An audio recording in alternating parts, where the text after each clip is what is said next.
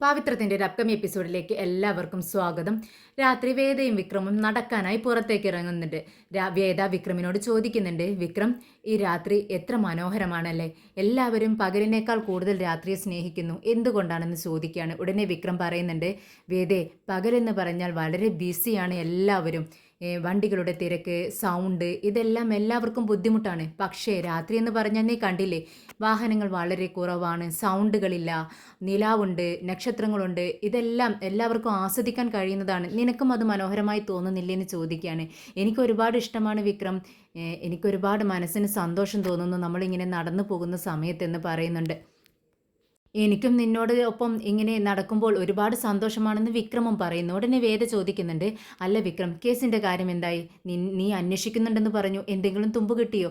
ഇത് കേട്ട് വിക്രം പറയുന്നുണ്ട്, ഞാനിങ്ങനെ അന്വേഷിച്ചു കൊണ്ടിരിക്കുന്നു, ചെറിയ ചെറിയ തുമ്പുകളൊക്കെ കിട്ടിയിട്ടുണ്ട്, പക്ഷേ അങ്ങ് എത്തിപ്പെടാൻ പറ്റിയിട്ടില്ല എന്ന് പറയുന്നുണ്ട്. എന്നാൽ എന്താണെന്ന് എന്നോട് പറഞ്ഞുകൂടെ എന്ന് ചോദിക്കുകയാണ് വേദ. പക്ഷേ വിക്രം പറയുന്നുണ്ട്, ഇല്ല വേദേ, അത് നിന്നോട് പറയാനായിട്ടില്ല, പറയാനാവുന്ന സമയത്ത് ഞാൻ പറയാം. എന്നാൽ ശരി, നമുക്ക് വീട്ടിലേക്ക് പോവാം എന്ന് പറഞ്ഞ് കുറച്ച് സമയം കഴിഞ്ഞതും അവർ രണ്ടുപേരും വീട്ടിലേക്ക് എത്തുകയാണ്. അങ്ങനെ കിടക്കാനായി നേരം വിക്രം ഇങ്ങനെ ആലോചിച്ചിരിക്കുകയാണ്.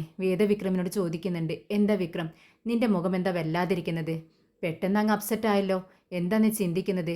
എന്നോട് പറയാമോ എന്ന് ചോദിക്കുകയാണ്. ഇല്ല വിക്രം, എൻ്റെ മനസ്സിൽ ചില സംശയങ്ങളൊക്കെ, അതെന്താണെന്ന് തന്നെ ഞാൻ ചോദിച്ചത്. എന്നോട് പറയുമ്പോൾ നിന്റെ മനസ്സിൻ്റെ ഭാരമൊന്ന് കുറയുമല്ലോ, അതുകൊണ്ടാണ് ഞാൻ ചോദിച്ചത്. ഇല്ല, നിന്നോട് പറഞ്ഞാൽ നീ കൂടി ടെൻഷനാവും. ഇപ്പോൾ നീ ടെൻഷനാവേണ്ട സമയമല്ല, നിന്റെ വയറ്റിലൊരു കുഞ്ഞുണ്ട്, ആ കുഞ്ഞും നീയും ഒരുപോലെ സന്തോഷിച്ചിരിക്കേണ്ട സമയമാണ്. നീ വിഷമിച്ചാൽ എൻ്റെ കുഞ്ഞിന് കൂടി അത് ആപത്താണ്. അതുകൊണ്ട് നീ സന്തോഷമായിട്ടിരിക്കണം. എന്ത് ടെൻഷൻ ഉണ്ടെങ്കിലും ഇപ്പോൾ എനിക്കത് സഹിക്കാവുന്നതേയുള്ളൂ. നീ കിടന്നുറങ്ങാൻ നോക്ക് എന്ന് പറയുവാണ് വിക്രം. പിന്നീട് വിക്രം ചോദിക്കുന്നുണ്ട്, അല്ല വേദേ, നമ്മുടെ കല്യാണ CD എവിടെയായിരിക്കുന്നത്? അത് വിക്രം, നമ്മുടെ അച്ഛൻ്റെ റൂമിലല്ലേ ഇരിക്കുന്നത്. അയ്യോ, അച്ഛൻ്റെ റൂമിലാണോ? അവർ ഉറങ്ങിക്കാണുമല്ലോ, ഇനിയിപ്പോൾ എന്ത് ചെയ്യും? പെട്ടെന്നാണ് വേദയ്ക്ക് ഓർമ്മ വന്നത്.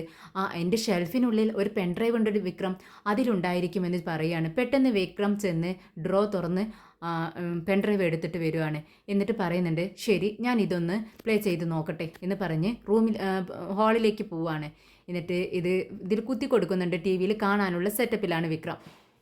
ഉടനെ തന്നെ വേദയും പിറകെ ചെല്ലുന്നുണ്ട്.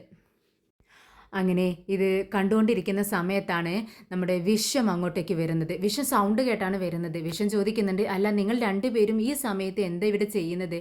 അതെ ചേട്ടാ, കല്യാണ CD കാണുമോ? കല്യാണ CD കാണുന്നോ ഈ സമയത്തോ? ഇത്രയും ഉച്ചത്തിൽ നിങ്ങൾക്ക് സൗണ്ട് ഒന്ന് കുറച്ചിട്ട് കണ്ടുകൂടെ? ഉറങ്ങുന്നവർക്ക് നന്നായി ഉറങ്ങാലോ. ഇതിൻ്റെ സൗണ്ട് കേട്ടാണ് ഞാൻ ഇന്ന് എണീറ്റത് എന്ന് പറഞ്ഞുകൊണ്ട് കിച്ചണിലേക്ക് ചെന്ന് കുറച്ച് വെള്ളം എടുത്തുകൊണ്ട് വരുവാണ് വിശ്വം. അതിനിടയിലാണ് പെട്ടെന്ന് വിശ്വം TV നോക്കുന്നത്. പെട്ടെന്ന് പറയുന്നുണ്ട്, വിക്രം വിക്രം, അവിടെ നിന്ന് പോസ്റ്റ് ചെയ്ത് നോക്കട്ടെ എന്ന് പറയുക കേട്ടോ.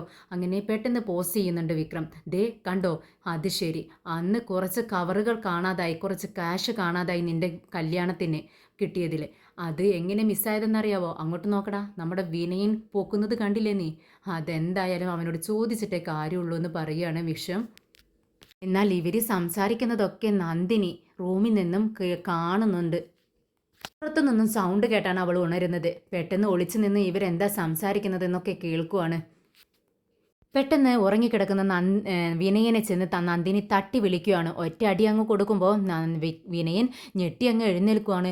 എന്തിനാ നന്ദിനി എന്നെ ഇങ്ങനെ അടിക്കുന്നത്? ഞാൻ ഉറങ്ങുന്നത് കാണുന്നില്ലെന്ന് ചോദിക്കുന്നുണ്ട്. ഉടനെ നന്ദിനി പറയുന്നുണ്ട്, നിങ്ങളിവിടെ സുഖമായിട്ട് കിടന്ന് ഉറങ്ങിക്കോ, നിങ്ങളുടെ അനിയനും ചേട്ടനും ചേർന്ന് നിങ്ങളെ കള്ളനാക്കുവാണ്. അവിടെ കള്ളനാക്കുന്നു. ഈ പാതിരാത്രിക്ക് ആരാടി എന്നെ കള്ളനാക്കുന്നതെന്ന് ചോദിക്കുകയാണ്.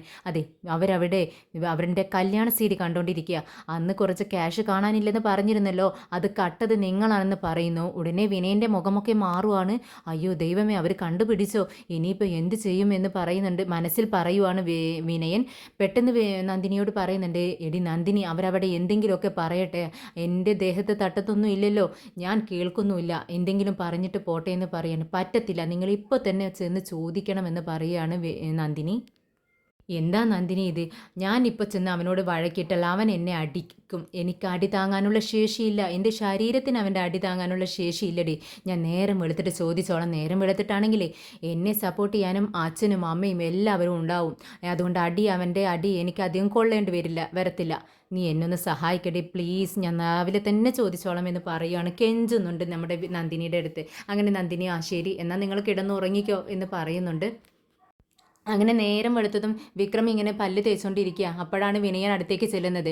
ആരാടാ എന്നെ കള്ളനാക്കിയത്? ഞാൻ കട്ടു എന്നൊക്കെ പറയുന്നത് കേട്ടല്ലോ. ആര് പറഞ്ഞു എന്നാ പറയുന്നത്? എങ്ങനെ കേട്ടു വിനയേട്ടൻ എന്ന് ചോദിക്കുകയാണ് വിക്രമും. നമ്മുടെ വേദ അടുത്ത് തന്നെ നിൽക്കുന്നുണ്ട്. വിക്രമിനുള്ള ചായയുമായിട്ട് വരുവാണ് വേദ. പിന്നീട് വിക്രം വിനയനോട് പറയുന്നുണ്ട്, വിനയേട്ട എൻ്റെ വിവാഹ ദിവസം കവറുകൾ വിനയേട്ടൻ പോക്കുന്നത് വീഡിയോയിൽ ക്ലിയർ ആയിട്ട് കാണുന്നുണ്ട്. എന്താ തെളിവ് വേണോ? എല്ലാവരും കണ്ടു, വിശ്വേട്ടനും കണ്ടിട്ടുണ്ട് എന്ന് പറയൂ കേട്ടോ. ഇത് കേട്ടതും നമ്മുടെ വിനയം പറയുന്നുണ്ട്, വിക്രം വേണ്ട, അച്ഛനും അമ്മയും അറിയരുത്, വിശ്വേട്ടനല്ലേ അറിഞ്ഞിട്ടുള്ളൂ, പ്ലീസ് ദയവ് ചെയ്ത് മറ്റാരോടും പറയരുത്, എൻ്റെ മാനം പോവരുത്.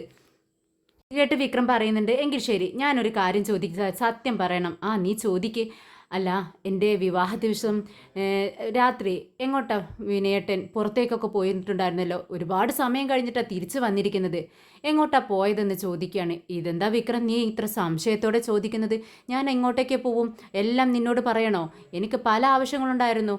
ഓരോ ആവശ്യത്തിനും അച്ഛനും ചേട്ടനും എന്നെ ഇങ്ങനെ പറഞ്ഞയക്കായിരുന്നു പുറത്തേക്ക്. ഇതൊക്കെ നിന്നോട് പറയണമെന്ന് ആവശ്യമുണ്ടോ? പിന്നെ ചിലതൊന്നും എനിക്ക് ഓർമ്മയുമില്ല എന്ന് പറയാട്ടോ. ഇത് കേട്ടതും വിക്രം എന്നെ ചിന്തിക്കുന്നുണ്ട്. എന്തായാലും ഇങ്ങനെ സംശയിക്കുന്നത് വല്ലാത്ത കഷ്ട വിക്രം എന്നും പറഞ്ഞുകൊണ്ട് വിനയൻ അവിടെ നിന്നും പോകുന്നുണ്ട്. വിക്രമിനെ ഭവാനി കൊലക്കേസ് ഭവാനിയെ കൊന്നത് തൻ്റെ ചേട്ടന്മാരായ വിശ്വവോ വിനയനോ ഇവരിൽ ആരെങ്കിലും ഒരാളായിരിക്കുമെന്നാണ് വിക്രത്തിൻ്റെ സംശയം. ഇത് തീർക്കാൻ വേണ്ടിയാണ് ഇവരുടെ രണ്ടാരുടെയും പിറകെ വിക്രം ഇങ്ങനെ നടന്ന് ഓരോ ക്വസ്റ്റ്യൻസൊക്കെ ഇങ്ങനെ ചോദിച്ചുകൊണ്ടിരിക്കുന്നത്. എന്തെങ്കിലും ഒരു തെമ്പ് അവരുടെ വായിൽ നിന്നും വീണ് കിട്ടുമെന്നാണ് വിക്രം ചിന്തിക്കുന്നത്. അങ്ങനെ പിറ്റേ ദിവസം ഒരു ഉച്ച നേരത്ത് ശങ്കരനാരായണൻ ഒരു ഫോറൻസിക് ഉദ്യോഗസ്ഥനുമായി വിക്രമിനെ കാണാൻ വരുന്നുണ്ട്. പുറത്ത് വെച്ചാണ് കാണുന്നത്. അദ്ദേഹം ഫോറൻസ് ഓഫീസറെ വിക്രമിനെ പരിചയപ്പെടുത്തി കൊടുക്കുന്നുണ്ട്. അദ്ദേഹം പറയുന്നുണ്ട്, ഞാൻ ഈ ഫോറൻസിലൊന്നും ആയിരുന്നില്ല ജോലി, എൻ്റെ കഴിവ് കണ്ട് തിരിച്ചറിഞ്ഞ് ഇദ്ദേഹം ഈ ജസ്റ്റിസ് ശങ്കരനാരായണനാണ് എന്നെ പഠിക്കാൻ വെച്ചതും പഠിക്കാൻ വേണ്ടി ബുക്കുകൾ വാങ്ങിത്തന്നതും ഞാൻ പഠിച്ച് ഈ നിലയിലെത്താൻ കാരണം ഇദ്ദേഹമാണെന്ന് പറയുന്നു. ഇത് കേട്ടതും വിക്രം പറയുന്നുണ്ട്, സാറ് പറയുന്നത് ശരിയാണ്, ഇവർ തന്നെയാണ് എന്നെ കൊണ്ടും എനിക്കും പഠിക്കാനുള്ള കഴിവുണ്ടെന്നും ബുക്സുകളൊക്കെ വാങ്ങിച്ചു തന്നെ എനിക്കും ഒരു ഗവൺമെൻറ് ജോലി വാങ്ങിത്തരാൻ നോക്കുന്നത് ഇവർ തന്നെയാണെന്ന് വിക്രമും പറയുന്നുണ്ട്. ഭവാനി കൊലക്കേസിലെ ഫോറൻസിക് റിപ്പോർട്ടുകളെല്ലാം തയ്യാറാക്കിയത് ഇദ്ദേഹമാണെന്ന് പറയുന്നുണ്ട് ശങ്കരനാരായണൻ.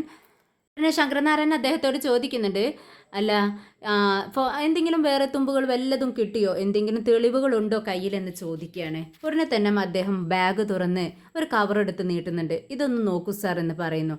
അത് ശങ്കരനാരായണൻ മേടിച്ചുകൊണ്ട് ഇതെന്താണെന്ന് ചോദിക്കുകയാണ്. അതൊരു നൂലാണെന്ന് പറയുന്നു. ഈ ഒരു നൂല് കിട്ടിയത് നമുക്ക് വല്ല കാര്യവുമുണ്ടോ, ഇതിലെന്താണ് സംശയിക്കാനുള്ളതെന്ന് ചോദിക്കുകയാണ്. ഉടനെ തന്നെ അദ്ദേഹം പറയുന്നുണ്ട്, ഇത് ഒരു റെഡിമെയ്ഡ് ടെക്സ്റ്റൈൽസിലെയോ അല്ലെങ്കിൽ ഒരു തയ്യൽ ഷോപ്പിലെയോ വേസ്റ്റ് നൂലാണിത്. ഇത് നമ്മുടെ ഭവാനിയുടെ ബോഡിയിൽ നിന്നും കിട്ടിയതാണെന്ന് പറയുന്നുണ്ട്. അത് വിക്രം മേടിച്ച് നോക്കുവാണ്. വിക്രം അതിലേക്ക് സൂക്ഷിച്ച് നോക്കുന്നുണ്ട്. അപ്പോഴേക്കും ഒരു ഫോൺ വന്ന് ശങ്കരനാരായണൻ അവിടെ നിന്നും അപ്പുറത്തേക്ക് മാറി നിന്ന് സംസാരിക്കുകയാണ്. ഉടനെ വിക്രം ചോദിക്കുന്നുണ്ട്, സാർ വേറെ എന്തെങ്കിലും തെളിവുകളുണ്ടോ കയ്യിൽ? അദ്ദേഹം പറയുന്നുണ്ട്, ഒരു തെളിവ് കൂടി കിട്ടിയിട്ടുണ്ട് വിക്രം എന്ന് പറഞ്ഞുകൊണ്ട് ബാഗിൽ നിന്ന് മറ്റൊരു കവർ എടുത്ത് വിക്രമിനെ നേരെ നീട്ടുന്നു. ഇതൊരു മുടിയാണെന്ന് പറയുന്നു. മുടിയോ? അതെ, ഈ ഭവാനിയുടെ നഖത്തിൽ നിന്നും കിട്ടിയ മുടിയാണ്. അതിനർത്ഥം അവൻ മരണപ്പെടുന്നതിന് മുൻപ് ആരുമായോ മൽപ്പിടുത്തമുണ്ടായിട്ടുണ്ട്, അങ്ങനെയാണ് അവൻ്റെ നഖത്തിൽ മുടി കുടുങ്ങിയിട്ടുള്ളത് എന്ന് പറഞ്ഞുകൊണ്ട് വിക്രമിന് അത് കാണിച്ചു കൊടുക്കുന്നുണ്ട്. എന്നാലും വിക്രമിന് ഇതൊക്കെ കണ്ടിട്ട് അവൻ്റെ ഒരു സംശയം, ഈ നൂലെന്നൊക്കെ പറയുമ്പോൾ ടെക്സ്റ്റൈൽസ് ഷോപ്പ് എന്നൊക്കെ പറയുമ്പോൾ അത് വിശ്വമായിരിക്കുമോ എന്നാണ് വിക്രമിൻ്റെ മനസ്സിലെ ഡൗട്ട്. അങ്ങനെ അവരോട് യാത്ര പറഞ്ഞ് വിക്രം അവിടെ നിന്നും നേരെ പോകുന്നത് വിശ്വത്തിൻ്റെ ഷോപ്പിലേക്കാണ്. അതായത് നമ്മുടെ വിശ്വവും വേദയും ശ്രീജയും ചേർന്ന് നടത്തുന്ന ചെറിയൊരു ഷോപ്പ്. വിക്രമിനെ കണ്ടതും വിശ്വം ചോദിക്കുന്നുണ്ട്, അല്ല വിക്രം, നീ എന്താ പതിവില്ലാതെ ഇവിടെ? അതെന്താ വിക്ഷേട്ടാ, എനിക്കിവിടെ വന്നൂടെ? അല്ല, നിന്നെ ഇങ്ങോട്ടേക്ക് കാണാറില്ലല്ലോ, അതുകൊണ്ട് ചോദിച്ചതാ. എങ്ങനെയുണ്ട് കച്ചവടം ശിശേട്ടാ, അടിപൊളിയായി പോകുന്നു എന്ന് ചോദിക്കുന്നു. കുഴപ്പമില്ല വിക്രം, ചില ദിവസങ്ങളിലൊക്കെ നല്ല കച്ചവടം ഉണ്ടാവും, ചില ദിവസം മോശമായിരിക്കും, കുഴപ്പമില്ല. എന്നിട്ടും അധികം സാധനങ്ങളൊന്നും കാണുന്നില്ലല്ലോ? ഇല്ല, എല്ലാം റെഡിയായി വരുന്നു വിക്രം, ഇന്ന് കുറച്ച് കുറവാണെന്ന് പറയുന്നുണ്ട് വിശ്വം. അങ്ങനെ വിക്രം ഇങ്ങനെ കാര്യത്തിലേക്ക് വരുവാണ്. അല്ല വിശ്വേട്ടാ, ഈ ഭവാനി ഉണ്ടായിരുന്നല്ലോ, അവനുമായിട്ട് വിശ്വേട്ടൻ എങ്ങനെയായിരുന്നു? ഓ, ഭവാനി എന്നുള്ള പേര് കേൾക്കുമ്പോൾ തന്നെ എനിക്ക് പേടിയാവുന്നു വിക്രം. അവനുണ്ടല്ലോ, അവൻ എന്നെ അന്ന് അടിച്ചതുണ്ടല്ലോ, അതെനിക്കിപ്പോഴും ഓർമ്മ വരുന്നു. എനിക്ക് പേടിയാവുന്നു. അമ്മാതിരി അടിയാ അന്ന് അവനെ അടിച്ചത്. ഹും, അവനെൻ്റെ കയ്യിൽ കിട്ടിയാലുണ്ടല്ലോ എന്നിങ്ങനെ പറയുക കേട്ടോ. അപ്പോൾ തന്നെ വിക്രമിന് വീണ്ടും വിക്രം അടുത്ത ചോദ്യം ചോദിക്കുകയാണ്. കയ്യിൽ കിട്ടിയാൽ വിക്രം ചേട്ടൻ എന്ത് ചെയ്യും? ഞാൻ എന്ത് ചെയ്യാനാടാ? എന്നെക്കൊണ്ട് എന്തെങ്കിലും ചെയ്യാൻ പറ്റുമോ? അതെന്താ ചേട്ടാ, ചേട്ടൻ എത്ര ആളെ അടിക്കാൻ പറ്റും? തനിച്ചൊരാൾ വന്നാൽ അയാളെയെങ്കിലും അടിക്കാൻ പറ്റുമോ? അതോ കൂട്ടത്തോടെ വന്നാൽ എതിർത്ത് നിൽക്കാൻ പറ്റുമോ എന്നിങ്ങനെ ചോദിക്കുകയാണ്. എടാ വിക്രം, നീ എന്തായി പറയുന്നത്? കൂട്ടത്തോടെ വന്നാലും ഒരാൾ തനിച്ച് വന്നാലും എന്നെ അടിച്ചാൽ എനിക്കത് കൊണ്ടു നിൽക്കാനേ കഴിയത്തുള്ളൂ. എനിക്ക് തിരിച്ചടിക്കാൻ കഴിയത്തില്ലടാ. എൻ്റെ മനസ്സതിനെ അനുവദിക്കത്തില്ല. ആരെയും ഉപദ്രവിക്കാൻ എനിക്ക് അറിഞ്ഞുകൊണ്ട് കഴിയില്ല എന്ന് പറയുകയാണ്. വിഷം വളരെ നിഷ്കളങ്കനാണ്. വീണ്ടും വിക്രം ചോദിക്കുന്നുണ്ട്, കൊല്ലാൻ കഴിയോ വിശ്വേട്ടന്? എടാ, നീ ഈ കൊല എന്നൊക്കെ പറയുമ്പോഴേ എൻ്റെ കയ്യും കാലും വിറയ്ക്കുന്നു. അങ്ങനെയുള്ള ചോദ്യങ്ങളൊന്നും എന്നോട് ചോദിക്കാതെടാ, എനിക്കതൊന്നും ചിന്തിക്കാനേ പറ്റത്തില്ല എന്ന് പറയുന്നു. ഉടനെ വിക്രത്തിന് മനസ്സിലാവുന്നുണ്ട്, അപ്പോൾ വിഷേട്ടനും ഇതിൽ പങ്കൊന്നുമില്ലേ എന്നിങ്ങനെ ചിന്തിക്കുകയാണ്. പിന്നെ ആരായിരിക്കും? അങ്ങനെ വിഷത്തോട് യാത്ര പറഞ്ഞ് വിക്രം ഷോപ്പിൽ നിന്നും ഇറങ്ങുന്നുണ്ട്. വീട്ടിലേക്ക് പോകും വഴി ശങ്കരനാരായണൻ വിക്രമിനെ വിളിക്കുന്നുണ്ട്. അല്ല വിക്രം, നിനക്ക് ആരെങ്കിലും സംശയമുണ്ടോ എന്ന് ചോദിക്കുകയാണ്. അത് അത് അങ്കിൾ, എനിക്ക് എൻ്റെ ചേട്ടന്മാരെയാണ് സംശയം. നിന്റെ ചേട്ടന്മാരെയോ? നീ എന്തായി പറയുന്നത്? അതെ, വിശ്വേട്ടനെയും വിനയേട്ടനെയാണ് എനിക്ക് സംശയമുള്ളത്. അതെങ്ങനെ? വിഷം പാവമല്ലേടാ. വിനയനെ സംശയിച്ചാലും വിശ്വത്തെ എങ്ങനെ സംശയിക്കും? അത് വിശ്വത്തിന് മുമ്പ് ഈ ഭവാനി ആളൊഴിഞ്ഞ പ്രദേശത്തിട്ട് തല്ലിയിട്ടുണ്ട്. അതിൻ്റെ പക എപ്പോഴും വിശ്വേട്ടനുണ്ട്. അങ്ങനെ വിശ്വേട്ടൻ തനിച്ചല്ലെങ്കിലും ഇവർ രണ്ടുപേരും ചേർന്ന് അദ്ദേഹത്തെ ഇല്ലാതാക്കിയെങ്കിലോ? വിനയേട്ടനാണെങ്കിൽ ഓൾറെഡി അവർ വാടകയ്ക്ക് എടുത്തു കൊടുത്ത കെട്ടിടത്തിൻ്റെ 2,00,000 രൂപ അത് ഈ ഭവാനി കൊടുത്തിട്ടില്ല. ആ ദേഷ്യം വിനയേട്ടനും ഉണ്ട്. അങ്ങനെ രണ്ടുപേരും കൂടി ചേർന്നിട്ട് അവനെ അങ്ങ് ഇല്ലാതാക്കാൻ തീരുമാനിച്ചിരുന്നെങ്കിലോ? അങ്ങനെ ആയിക്കൂടെ എന്ന് ചോദിക്കുകയാണ്. അതിനും ഒരു ചാൻസ് ഉണ്ട് എന്നിങ്ങനെ പറയാണ് ശങ്കരനാരായണൻ. എന്തായാലും ഉറപ്പിക്കാനായിട്ടില്ല സാർ. ഞാൻ അതിലേക്ക് ഇങ്ങനെ എത്തിത്തുടങ്ങുന്നതേ ഉള്ളൂ. ഞാൻ അന്വേഷിച്ചു കൊണ്ടിരിക്കുകയാണ്. എന്തെങ്കിലും തുമ്പ് കിട്ടിയാൽ പറയാമെന്ന് പറയുന്നുണ്ട്. അങ്ങനെ ഫോൺ കട്ട് ചെയ്യുകയാണ്. അങ്ങനെ രാത്രി ഉറങ്ങാൻ നേരം വീട്ടിലെ റൂമിലേക്ക് കയറി വരുന്നുണ്ട് വിക്രം. അങ്ങനെ വേദ ബെഡിലിരിക്കുന്നുണ്ട്. വിക്രം ഇങ്ങനെ എന്തോ ചിന്തിച്ചുകൊണ്ട് നിൽക്കുവാണ്. വേദ അടുത്തേക്ക് ചെല്ലുന്നുണ്ട്. എന്താ വിക്രം നീ ഇത്ര ആലോചിക്കുന്നത്? ഏയ് അതൊന്നുമില്ലടി, കേസിൻ്റെ ഓരോ കാര്യങ്ങൾ. അതെന്താ ഇത്ര ചിന്തിക്കാനുള്ളത്? നിന്നോട് ഞാൻ പറഞ്ഞില്ലേ എന്നോട് കൂടി വിവരങ്ങളെല്ലാം ഷെയർ ചെയ്യാൻ. എന്താ ഇനി ഞാൻ അറിഞ്ഞാൽ വല്ല കുഴപ്പമുണ്ടോ? ഏയ് അതൊന്നുമില്ലടി, കുഴപ്പമൊന്നുമില്ല. പക്ഷേ നീ ഈ സമയത്ത് മനസമാധാനത്തോടെ ഇരിക്കണം. ഞാൻ ഓരോന്ന് ചിന്തിച്ചിങ്ങനെ കൂട്ടുന്നുണ്ട്. അത് നിന്നെ കൂടി ടെൻഷനാക്കേണ്ട കാര്യമില്ലല്ലോ. അതുകൊണ്ടാണ് ഞാൻ നിന്നോട് പറയാത്തത്. അല്ലാതെ കുഴപ്പമൊന്നുമില്ല. അത് ശരി. നീ ഫോറൻസിക്കിൽ ചേർന്നിട്ടില്ല കേട്ടോ. എക്സാം എഴുതി പാസ്സായാൽ മാത്രമേ ജോലി കിട്ടത്തുള്ളൂ. അപ്പോഴേക്കും നീ പ്രാക്ടിക്കലായൊക്കെ ചിന്തിച്ചു തുടങ്ങിയോ വിക്രം?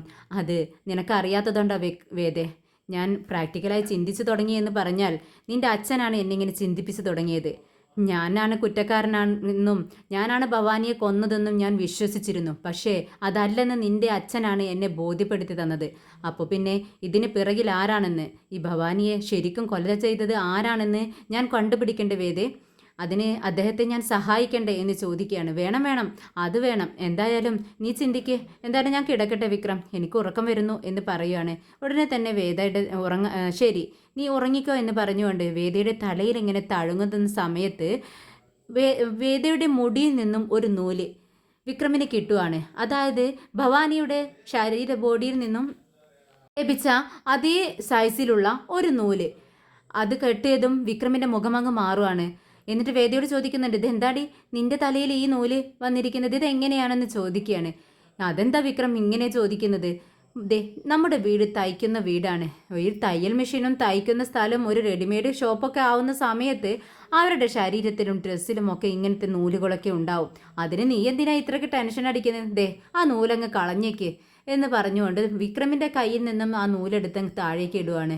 എന്നാൽ ശരി ഞാൻ കിടക്കട്ടെ എന്ന് പറഞ്ഞുകൊണ്ട് വേദ കിടന്നുറങ്ങുന്നുണ്ട്. എന്നാൽ വിക്രമാൻ്റെ മുഖമാകെ ടെൻഷനായി, മനസ്സാകെ പല ചിന്തകൾ കടന്നു പോവുകയാണ്. വിക്രമിൻ്റെ മുഖമൊക്കെ മാറുന്നുണ്ട്. എന്തുകൊണ്ട് ഇവരുടെ ശരീരത്തിലെല്ലാം അതേ ഒരു നൂല് കാണുന്നുണ്ട് വിക്രം.